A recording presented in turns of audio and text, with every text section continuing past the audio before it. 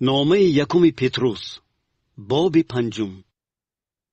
از پیران شما خواهشمندم، من که نیز پیر و شاهد عقوبت‌های مسیح هستم و شریک جلال خواهم بود که باید به ظهور آید.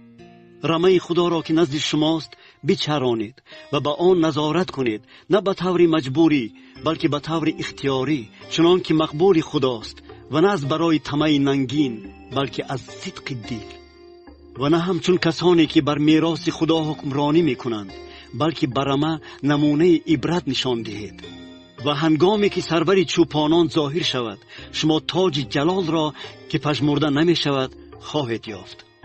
همچنین شما ای جوانان به پیران اطاعت نمایید و همه‌تان به یکدیگر اطاعت نموده فروتنی را در بر کنید، چون که خدا به مغروران مقابلت میکند ولی به فروتنان فیض میبخشد.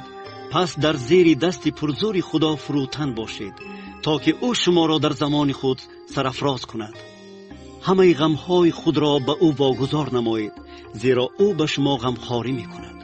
هوشیار و بیدار باشید، چون که دشمن شما ابلیس مثل شیر غران گشت و گذار کرده کسی را می جوید تا به کام خود کشد. بلای با ایمان قوی مقابلت کنید، چون می دانید که این گونه عقوبت ها به سر برادران شما نیست که در سر تا سر جهان هستند می آید. و خدای هر فیض که ما را به جلال ابدی خود در عیسی مسیح دعوت نموده است، بعد از عقوبت کوتاه مدت شما را کامل، استوار، قوی و متین خواهد کرد. او را جلال و سلطنت تا ابد باد. آمین.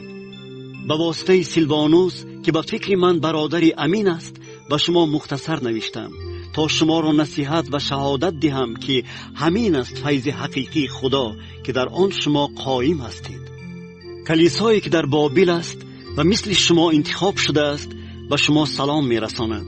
همچنین پسرم مرقس. به یکدیگر با بوسه محبت سلام گویید.